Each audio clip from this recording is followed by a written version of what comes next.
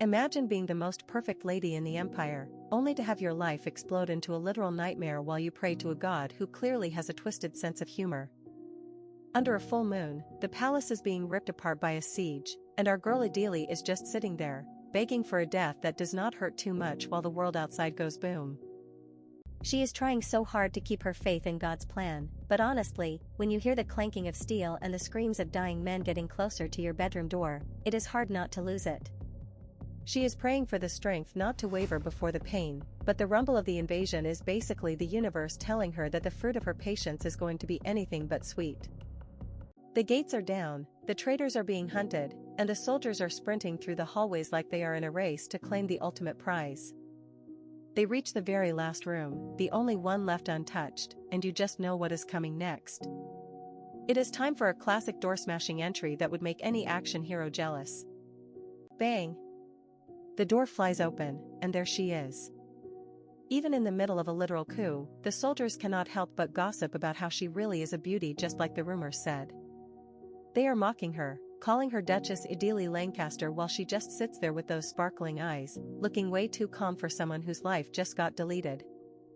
A man in a dramatic red cape steps forward, and the tension is so thick you could cut it with the sword he is probably holding. Edele looks him right in the eye and asks if he is there to execute her on the spot. She is ready for the end, but the answer she gets is not what she expected at all. Nope, no execution today. The Emperor wants her alive as a prisoner, which is arguably a way worse fate in these stories. Edele starts questioning where it all went wrong, wondering why she spent her whole life guarding her noble pride and accountability when she cannot even die on her own terms. She realizes that being the perfect lady was basically a trap. We jump back 3 years to see her as Edele Canyon, the girl everyone was obsessed with. She was the talk of the town, not because she was a girl boss, but because she was about to get sold off to a duke who was basically ancient. The nobility were whispering behind their fans, calling the marriage distasteful because the duke was so old he probably belonged in a museum. But Edele? She just stayed steadfast and ignored the haters.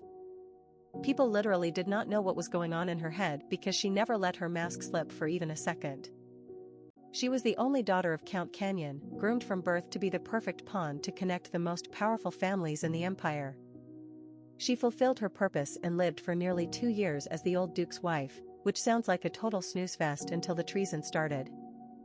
Who could have guessed that this perfect lady would end up as the wife of a traitor? Her husband had a genius plan to declare independence, which obviously failed miserably, leaving her to face the emperor alone. Now, she's being presented like the greatest spoils of war to a man sitting on a throne. Edele is having a total internal crisis. She spent her life being a doll for her family, and even when she collapsed from fear, she dragged a chair over to sit down just so she wouldn't have to die on the floor. That is some top-tier petty noble pride right there, refusing to crumble until the very end. Back in the present, the soldiers are acting like absolute degenerates, begging the emperor to give the duchess to them like she is a participation trophy.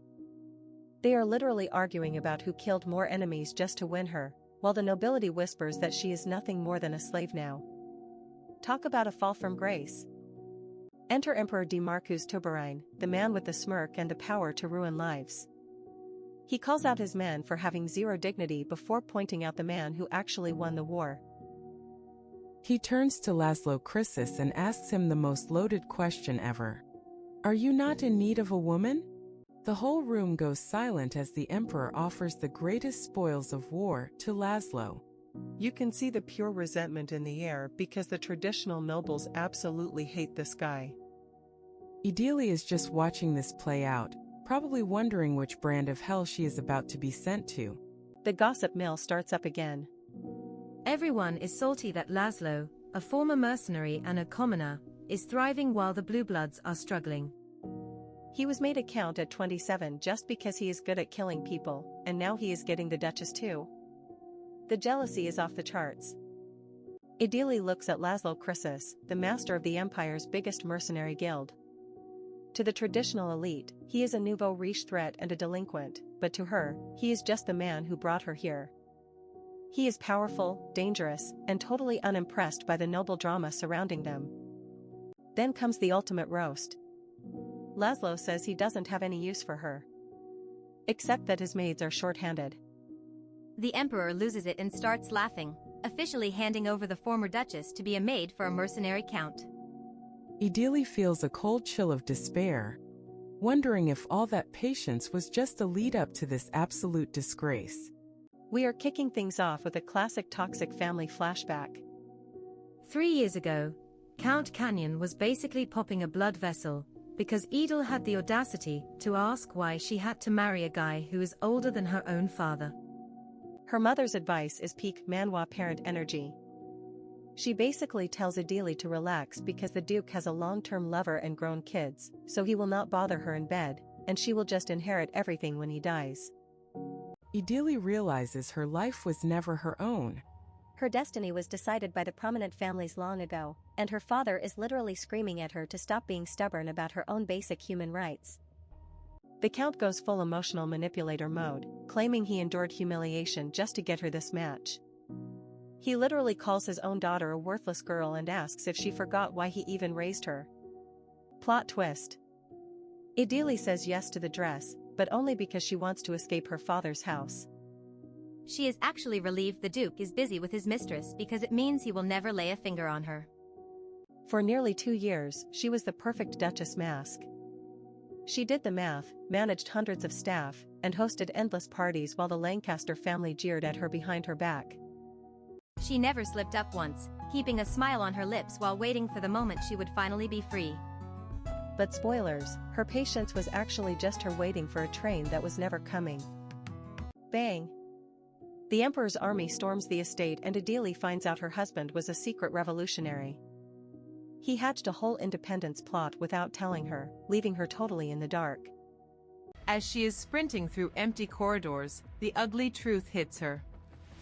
She was not saved. She was left behind as a lure to distract the army while the Duke and his real inner circle escaped. Out of all those people she managed, only one single butler bothered to warn her. She realizes her life of praise was just an empty shell and she should have run a long time ago. Her life as the perfect lady was a total scam. Now she is hearing the clank of prison bars, realizing that a fate much worse than death is waiting for her outside that cell.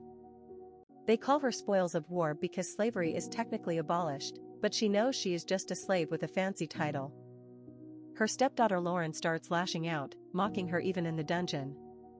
The stepdaughters, Lauren and Daria, are being absolute menaces. They are calling her an ungrateful wench and screaming that her father, Count Canyon, ratted them all out to save his own skin. Edele is just too tired to care about their vicious words. She is saving her energy for one last thing. She would rather die than become someone's plaything, and she is looking for a gap in the guard's watch to end it. The Lancaster men are dead, and Edele's father averted his family's destruction by sacrificing her as a gift for Count Krissus. She knows a female prisoner of war will hardly be treated as human. Her whole body is screaming in pain, but she tells herself to sleep. When she wakes up, she has one goal: figure out a way to kill herself before the transfer happens. She wakes up at dawn, old habits of the perfect lady, dying hard even in a cell. She knows this is her last chance to find an opportunity to die before she is handed over to Krissus. She watches her very last sunrise, thinking the sky is unbelievably beautiful. She even eats her final meal with gratitude, treating it like a lavish feast before her final act. The guards call her name and she steps out, determined to remain elegant until the very end. Her plan is dark. She is going to jump off the carriage while they are passing through the noble district. She is hoping the servant is inept so she can succeed and die on impact. But as she glances up, she sees Laslo Krissus waiting for her, and her heart just sinks. Edele is trapped in a carriage with the man who ruined her life, and she's losing it. She expected a squad of soldiers, but nope, the big boss himself showed up. She's convinced he's there to personally keep an eye on her like she's some dangerous criminal, and she's low-key terrified he's actually going to try and talk to her. The internal monologue is getting dark, guys. She knows she's the wife of a traitor, and to the commander of the Emperor's army, she's basically trash.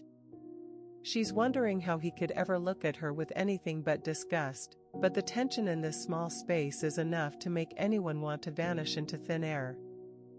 Suddenly, the Count notices she's shaking like a leaf. Instead of roasting her, he does the unthinkable and wraps his own cloak around her shoulders.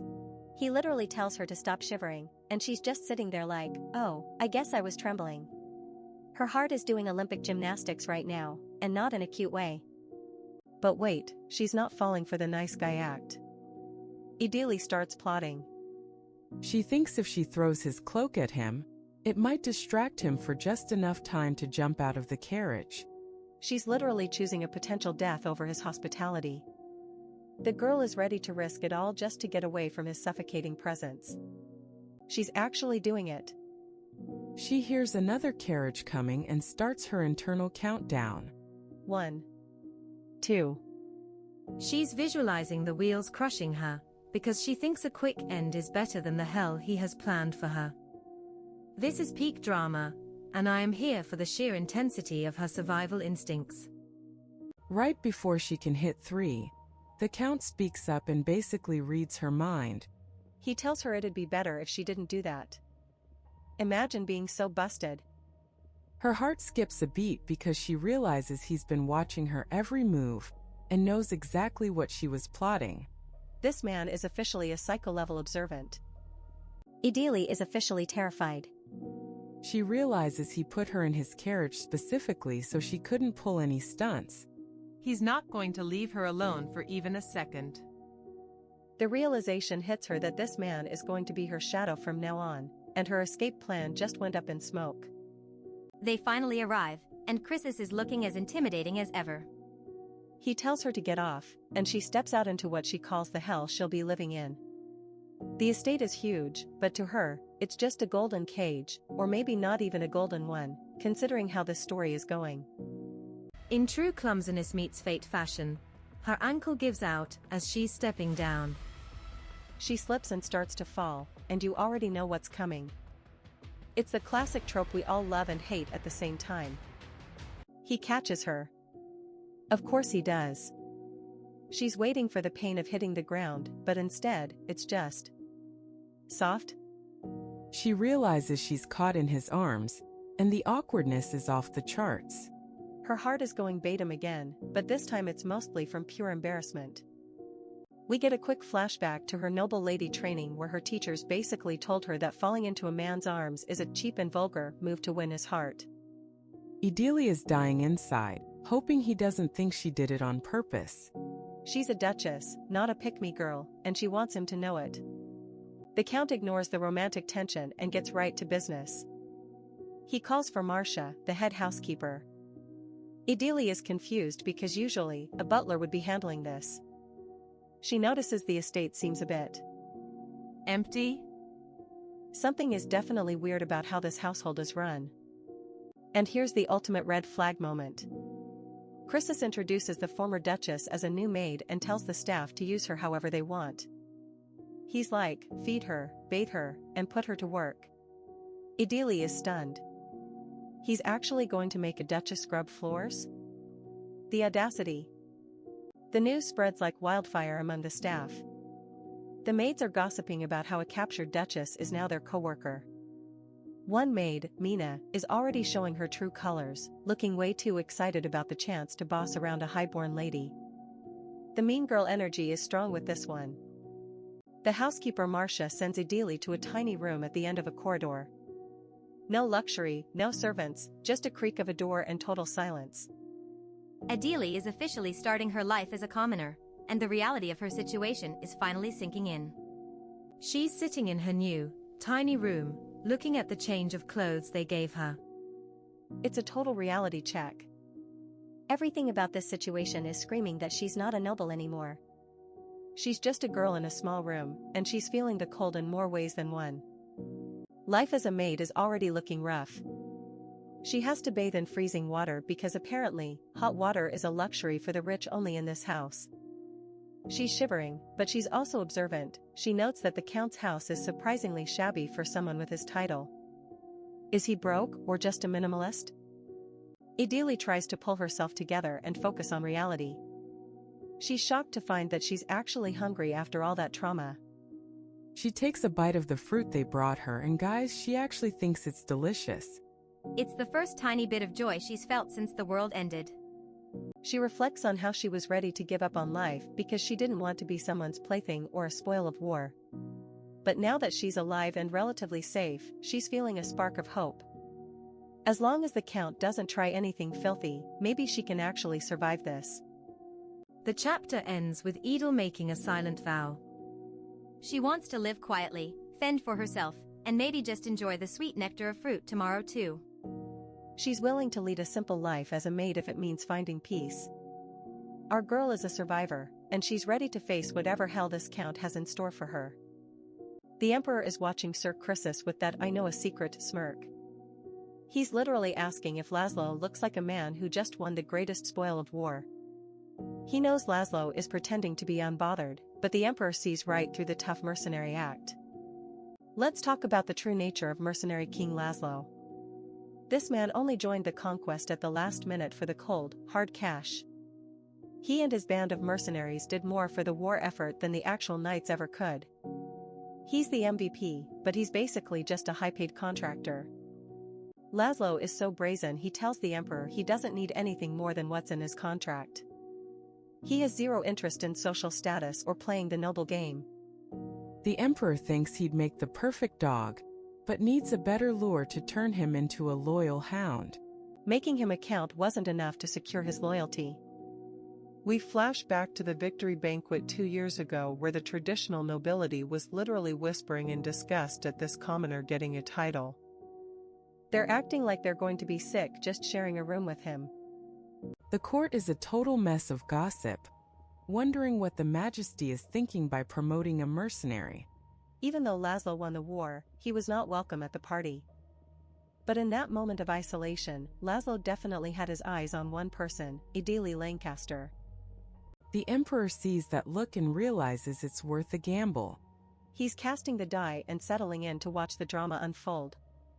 He's never lost a bet in gambling, and Edele is his winning card. In the present, Laslo is literally cursing that snake of an emperor. Laslo realizing he's been outmaneuvered. He didn't expect to cross paths with Edele like this, and it's giving him a massive headache.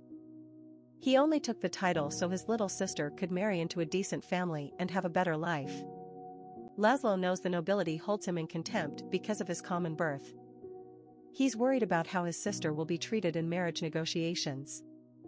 From what he's seen, noble marriages are just vulgar transactions where fathers sell their daughters like livestock.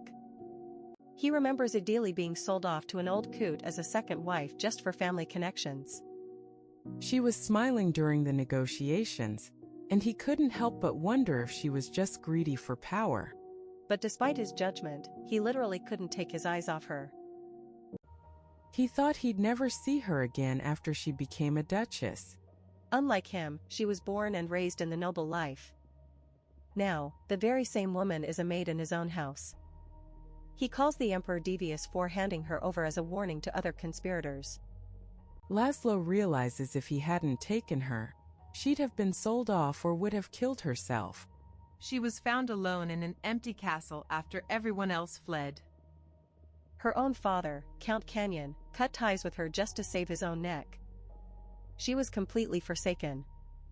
He scoffs at noble pride, not understanding why she'd want to throw her life away. But he figures if he keeps her around, he might find a use for her eventually. He thinks if she can just move on from her past, her life here won't be the worst thing ever. Reality hits Edele hard the next morning at the estate. The head housekeeper, Madame Bohen, is already screaming at her. She's mocking Edele's former status, asking if her noble house used dirty old rags for laundry. The bully vibes are immaculate here. The housekeeper tosses a wet rag at her and mocks her soft hands. She asks if Edele was too afraid to get dirty while washing. Edele just nods and promises to do better, which is honestly the most badass way to handle a hater. She's not giving them the reaction they want. Madame Bohen tells the laundry maid, Salia, not to go easy on the traitor from the House of Lancaster. She's laughing and whispering about Edele as if she's not standing right there. One of the other maids is actually worried there might be blowback for being this rude. The housekeeper scoffs, asking if the dead duke is going to come back from the grave to defend his wife. She tells everyone they can treat Edele however they like. Edele realizes the housekeeper just wants to show off by overpowering a former duchess in front of everyone. Madame Bohen is clearly waiting for Edele to break down into tears. But Edele thinks this is all totally unnecessary. She's actually happy Lancaster is gone, so their insults about her former house don't even hurt. She's just waiting for the housekeeper to finally leave. The other maids think Bohen is being way too rude, especially since they're already busy. Edele starts her training with Salia in the laundry room. She knows she's being put in an uncomfortable position, but she's determined to finish the work in front of her. The manual labor is grueling, and Edele is worried she doesn't have the stamina to keep this up. But she tells herself to be grateful just to be alive. As she works, we get a dark memory of her father calling her a worthless, useless excuse for a daughter. No wonder she's so resilient. If you thought the psychodukes were the problem, wait until you meet the father of the year, Dustin Canyon. This man is currently losing his absolute mind in his study, screaming at his son William because his daughter Edele had the audacity to not kill herself. He's literally mad she chose survival over family honor. Dustin is an absolute piece of work, guys. He's raging about how hard he worked to keep his house intact while calling his own daughter a worthless ingrate. He's basically offended that she's alive and working as a maid because it makes him look bad in front of the neighbors. We get a flashback to Dustin groveling before the emperor. He's painting Edele as some helpless hostage that the late Duke kidnapped against his will. He's lying through his teeth, trying to convince the throne that the House of Canyon is totally innocent and just a victim of circumstance. Emperor DeMarcus is just sitting there with a smirk, watching this man crumble. He asks Dustin if he has anything to say about what happens to Duchess Edele, and Dustin doesn't even blink. He's all in on whatever punishment the emperor wants to dish out. This part is actually sickening. Dustin formally disowns her right there, saying a married daughter is no longer part of the family. He tells the emperor she has nothing to do with them anymore, all while bragging about how he offered up the Duke's secrets and half his assets to save his own neck. Dustin knows exactly what kind of man Emperor DeMarcus is. He's a malevolent ruler who brought in commoner mercenaries like Laslo just to break the power of the traditional nobility. Dustin realizes the emperor is using Edele as a literal warning sign to keep every other noble house in line. He's fuming because the emperor turned his daughter into a mercenary's toy just to tarnish the Canyon reputation. He feels manipulated and ridiculed, but instead of feeling bad for Edele, he's just worried about his own ego. The level of narcissism here is actually legendary. Dustin tells his sons, William and Geoffrey, to keep a low profile while he plots his comeback. He's determined to rebuild the House of Canyon so no one can ever look down on them again. He's basically the villain in his own story, and he doesn't even care who he has to step on to get back to the top. Meanwhile, back at the Krissus estate, Edele is actually thriving in her own quiet way. It's been 10 days, and she's hanging laundry with Salia and Layla. She's not crying or throwing fits, she's just getting the job done. Our girl is resilient, and the other maids are starting to notice. Edele even offers to help Layla hang the heavy sheets. She knows it's not an easy job to do alone. She's adjusting to the rhythm of the estate, finding a strange kind of peace in the manual labor.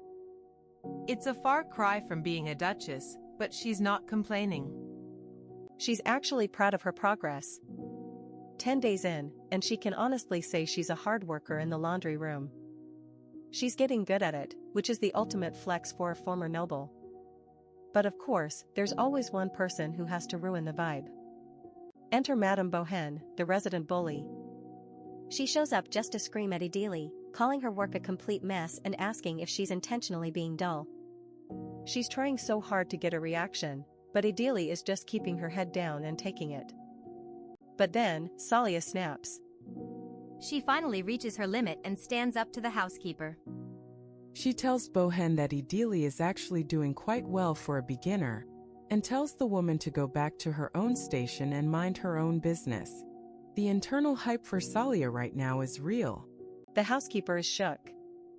She tries to assert her authority, but Salia isn't backing down.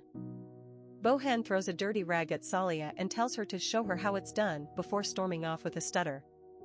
Salia even sticks her tongue out at her. Talk about a morale boost for the laundry crew. Edele thanks Salia, but Salia plays it off like she's a total tsundere. She claims she only did it because the housekeeper was being a nuisance to everyone.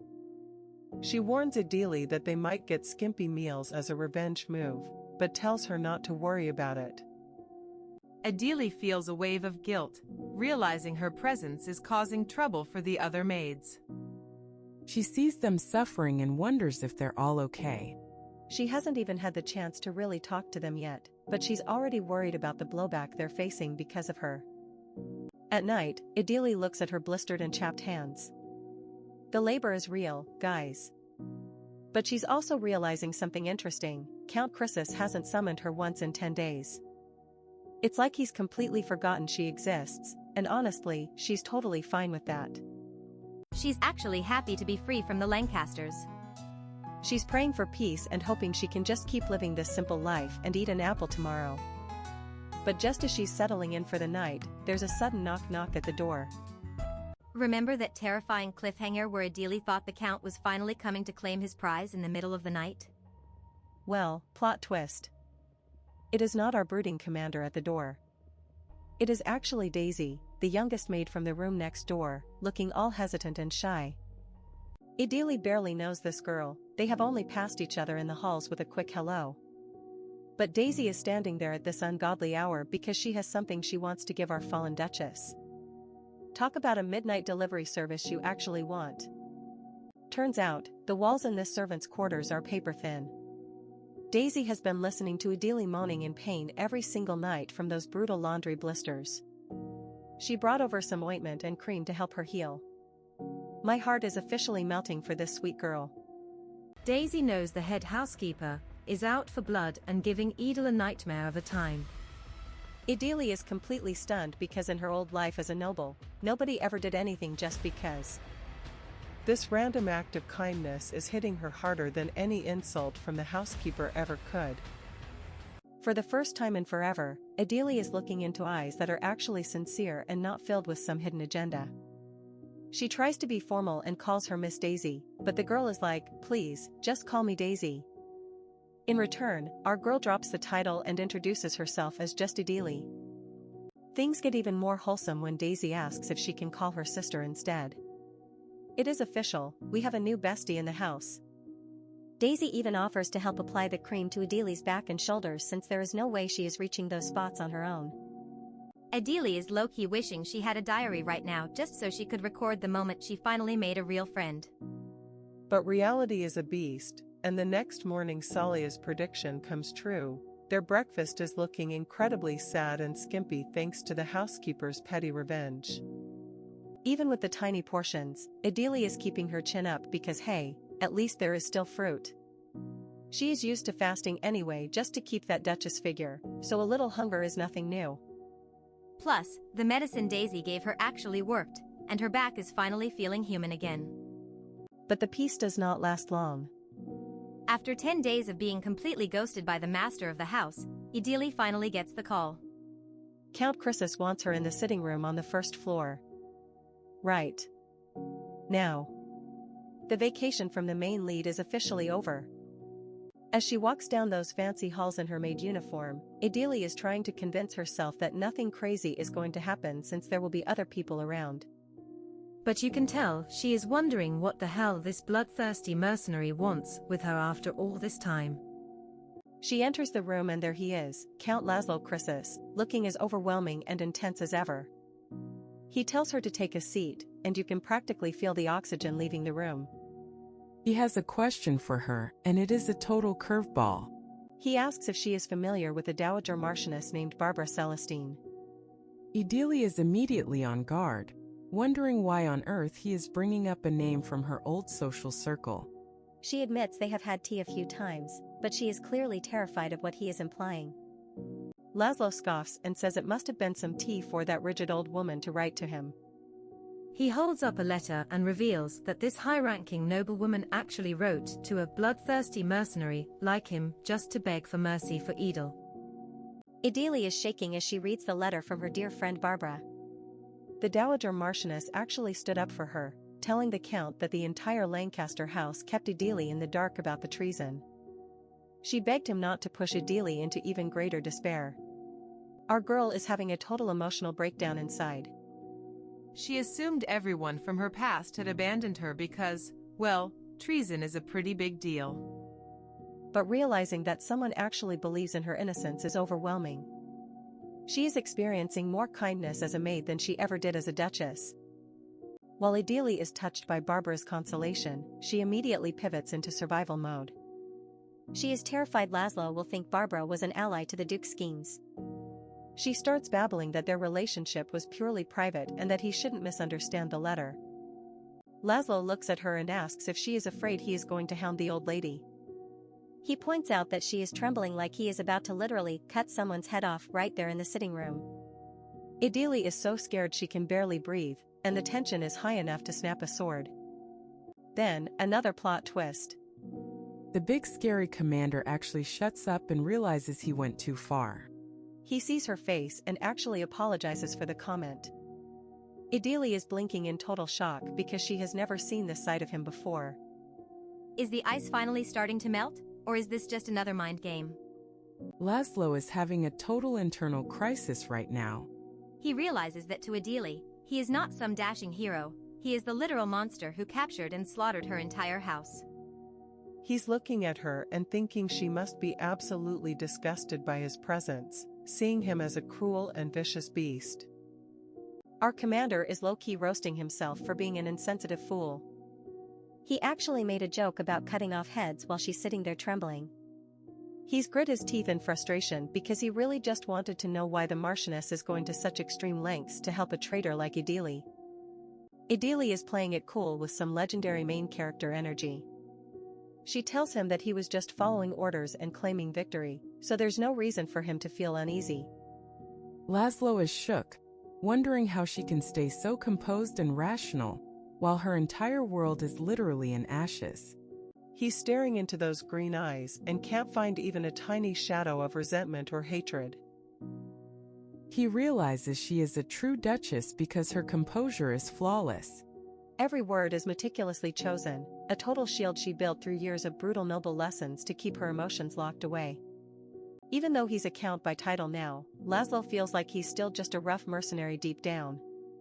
He's feeling a weird mix of shame and heart-thumping tension while sitting across from her. He finally sighs and tells her she needs to be the one to reply to that letter from her friend. Edele is totally stunned that he's actually letting her write back. He tells her to write whatever she wants, but then he drops a specific request. He wants her to let the Marchioness know that he isn't going to treat her the way the cynical public expects. The public expectation is basically that he'd treat her like a slave or a beast, and Edele is visibly relieved he's not about to demand knightly favors. Meanwhile, Laslo is privately fuming at the nobles who think he's a brute just because he's a mercenary. The irony? This big scary man has never even held a woman's hand before. Laslo looks at Edele and sees a woman as tiny and frail as a small bird. He has a little sister of his own, and the idea of being brutal to a woman makes his blood boil. He makes a fierce, silent vow right then and there. He will never lay a finger on her or mistreat her. Edele is so moved she actually beams at him, giving him a sincere, "Thank you so much." After the meeting, she heads back to her room, and man, that drafty hallway is freezing. But she's finding comfort in the small things, like the ointment Daisy gave her for those nasty laundry blisters. She's reflecting on the rough lives of the other maids and realizes Daisy has been working here since she was tiny. Edele resolves to be a kinder presence for the girl. Just then, there's a rattle at the door. The Count actually kept his word and sent over high-quality paper and a pen so she can write her letter.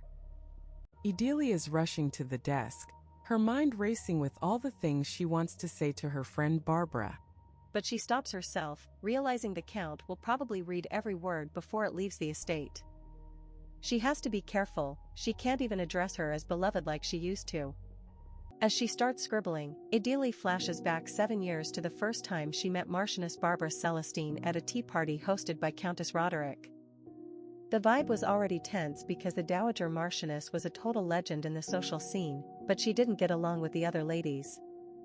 The gossip was in full swing at the party until the Marchioness actually arrived.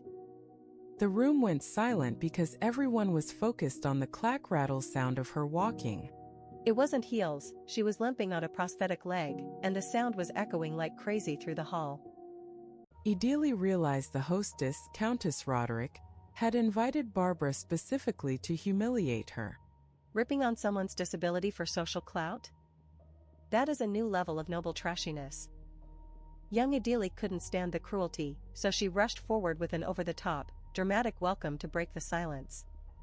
She fabricated a wild story on the spot about how the Marchioness helped her when her carriage broke down in town. She even claimed Barbara refused to accept payment. It was a total lie, but it gave the Marchioness a dignified reason to be the center of attention and masked that uncomfortable limping noise. Barbara saw right through it, calling Edele a nosy young lady under her breath, but she played along. Edele was just proud that she could save an elderly lady's dignity in a room full of vultures. She's remembering how easily the social scene can destroy a person's reputation over nothing. The flashback shifts to the ladies gossiping cruelly about a viscountess seeking divorce after her family went bankrupt from a scam. They're judging her for working as an interpreter to make money, acting like her independence is an insult to her husband. The toxicity is actually suffocating. The memory ends with a total mic drop moment.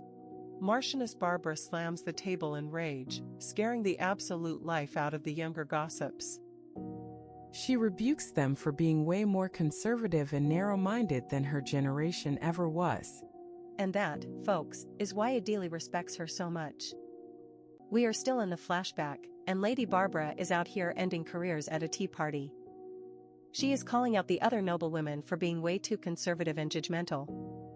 She defends a woman who worked her tail off to save her sinking ship of a house, asking what on earth is wrong with having that kind of ambition. The other ladies are absolutely shook, whispering behind their fans.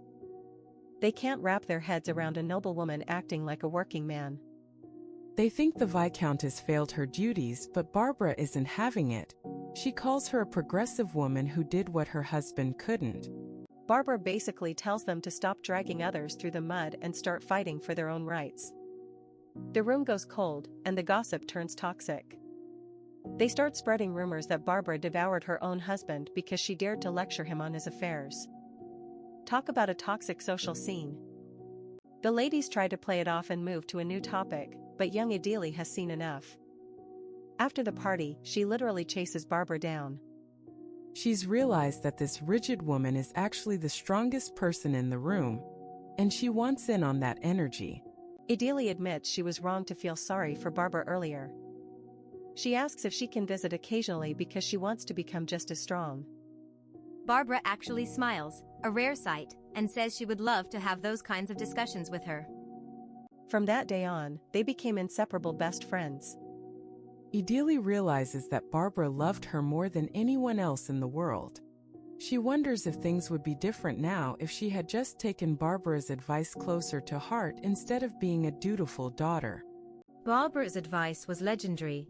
Don't ever get used to making sacrifices. She warned Edele to liberate herself from manipulative men trying to control her. She even tried to stop the marriage to the old Lord Lancaster, knowing it was just another trap.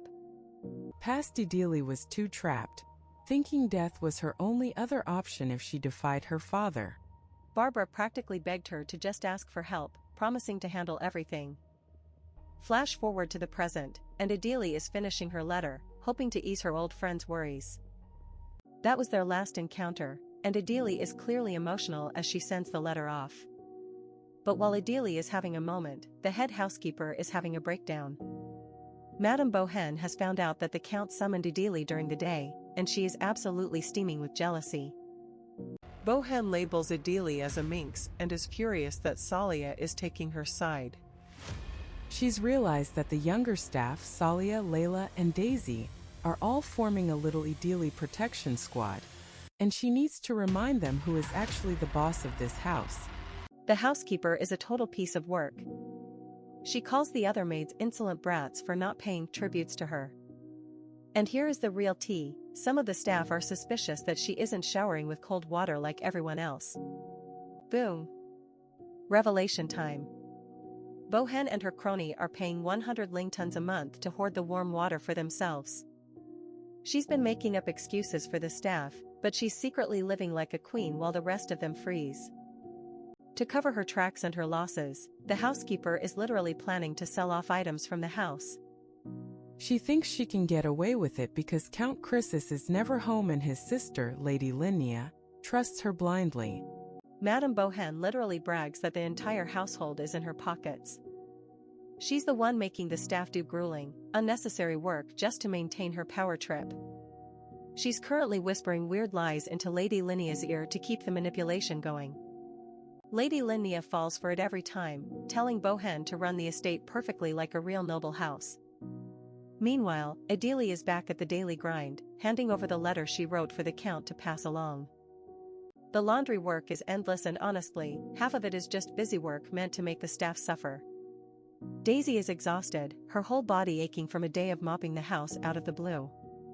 Edele realizes this is just another one of the housekeeper's moods. Edele notices something very strange about the Krissus estate. It's been a month, and she has never seen a single guest. Despite being in the Emperor's inner circle, Laslo is a total social outcast. Is it the rumors, or does he just hate people? Our girl is starting to flip the script on her impression of the Count. Compared to the manipulative snake she used to know, his general attitude and generosity actually make him seem like a decent guy? She's rubbing her sore hands, thankful for the ordinary life she has now. Daisy drops some gossip about the Count's sister, Lady Linnea. Apparently, staff quit constantly because she is so moody and unbearable. Since she has never worked a day in her life, she has zero empathy for the maids scrubbing her floors. The Krissus siblings were commoners who made a ton of money and became nobility overnight. It is the ultimate irony, the former commoners are acting immature and out of touch, while the former duchess is the one learning the value of hard work. Edele reflects on how she and the siblings are perfect opposites now. She had to learn how to do laundry from scratch in this house, something she knew nothing about before. They are all just playing roles in a highborn world they don't quite fit into yet. Despite being the Emperor's right-hand man, Count Krissus lives in an estate that is giving major eerie and shabby vibes. The man in charge clearly does not care how his mansion is run, leaving the only lady of the house way too obsessed with micromanaging the laundry. Maybe they just do not know any better, or maybe they are just too busy being mysterious. Here is the real problem, there is no butler to keep things professional. Without a man in the middle, the head maid Madame Bohan is out here wielding all the power like she is the secret queen of the servants. It is a recipe for a toxic workplace if I have ever seen one. Edele asks our sweet girl Daisy if all the maids quit because of Lady Linnea. But plot twist. Daisy drops the tea and says people actually quit because of Bohan's tyranny. If they blame the lady, the Count actually gives them a great recommendation letter just to get them out safely. So our scary commander is actually the ultimate supportive boss? Daisy thinks he is nice despite the terrifying aura, and Edele has to agree. He is scary as hell, but he is not a total monster. Still, the management of this house is a complete disaster zone. Edele muses that the House of Krissus is a brand new noble family, meaning they are basically on trial in high society. As long as the Emperor stays in power, his favorite mercenary needs to find some powerful allies fast. This house needs a strategic plan, not just clean sheets.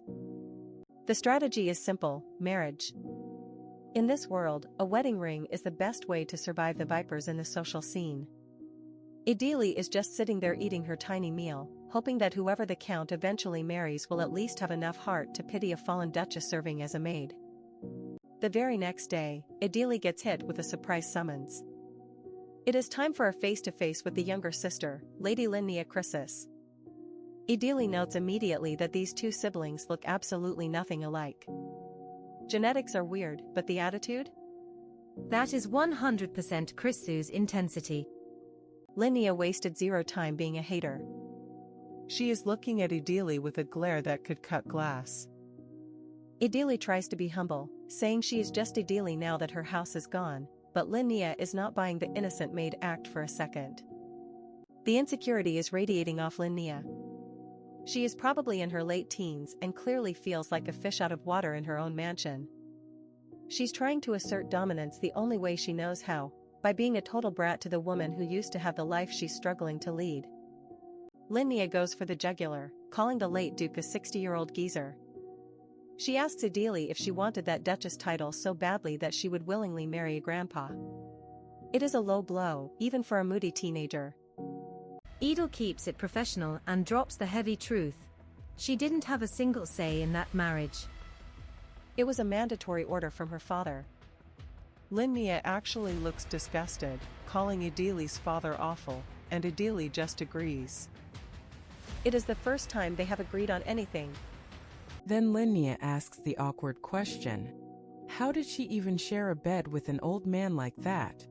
Edele drops another bomb, she didn't. The Duke was way too busy with a long-term concubine who handled all his illegal rebellion funds. Talk about a crowded marriage.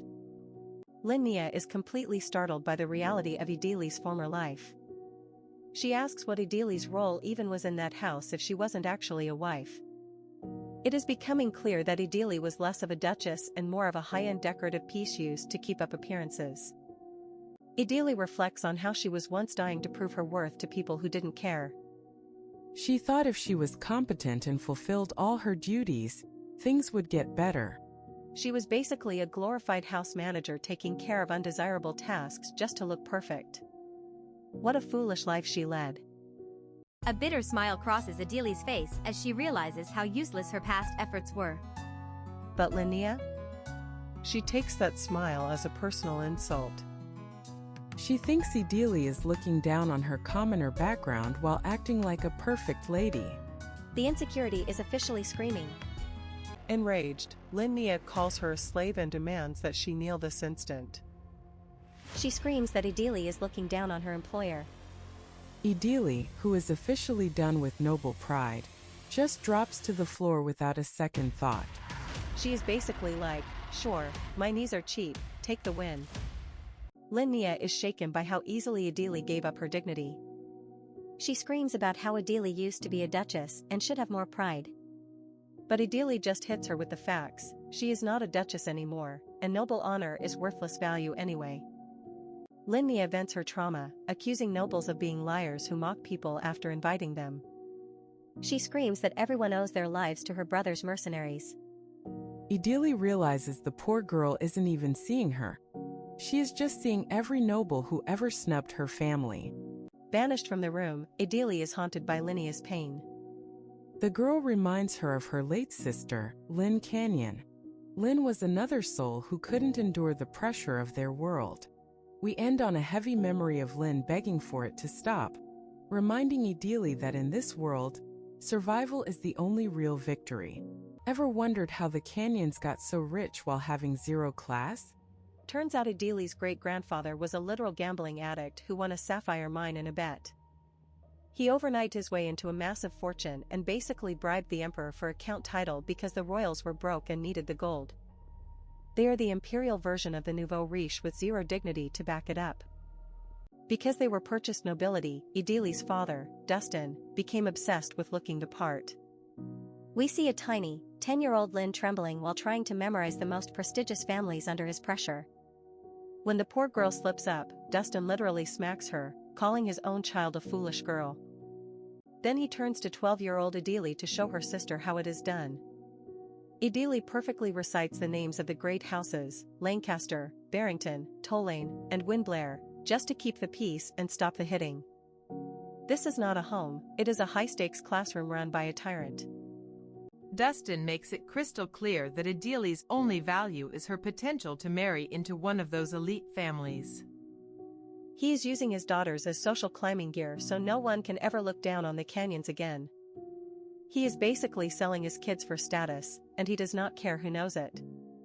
After another Father of the Year moment involving a smack, Edele tries to comfort a crying Lynn. Lynn feels like a total fool, asking if she will ever be as perfect as Edele. It is heartbreaking to see a child measure her worth by her ability to memorize a list of arrogant nobles. Edele lies through her teeth to protect her sister, claiming their father is just harsh with his words to encourage them. She is trying so hard to keep Lin's spirit alive in a house designed to crush it. She even offers to share her cookies and help her study so Lin won't feel so alone. The sisters' bond is literally the only thing keeping them sane. Lin smiles and says she is okay with anything as long as she is with Edele. But of course, Dustin can't let them have a single moment of joy without ruining it with some arbitrary new rule. Because Lin did terribly on a test, Dustin forbids her from having any snacks. He forces her to sit there and watch while Edele is allowed to eat, telling her she hasn't earned the right to a treat. This level of psychological warfare on a child is actually insane. Lin is so broken she tells Edele to just enjoy the snack without her while she goes back to her room to do more homework. Edele is left watching her sister walk away, feeling a sharp ache in her heart because she knows their father is only getting worse. Edele is fuming inside, wondering why her father is only cruel to them and why she is so helpless to stop it. She wishes she could grow up faster just to be a shield for Lin. She starts to wonder if marriage is actually the freedom her father promised or just another cage. To survive, Edele throws herself into becoming the perfect lady. She works tirelessly to be slim, thin, and always have a beautiful smile.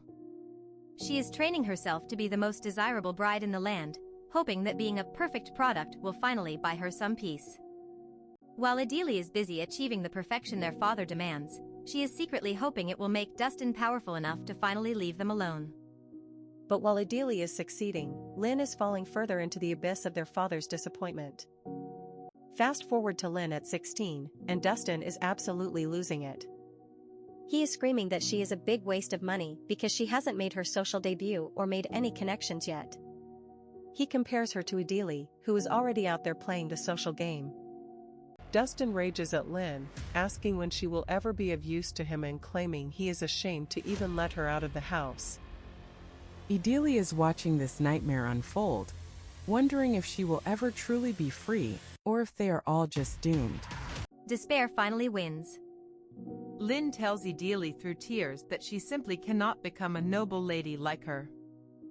She says the only thing she wants is to fly away like a bird. Edele doesn't realize yet that this is not a metaphor, it is a goodbye. The tragedy strikes like a lightning bolt. Edele is coldly told that Lin is dead. The official story is that she accidentally fell from the third-floor balcony while looking out, but we all know the truth. Dustin shows absolutely zero grief. He is actually annoyed that Lin died during such a busy time for him.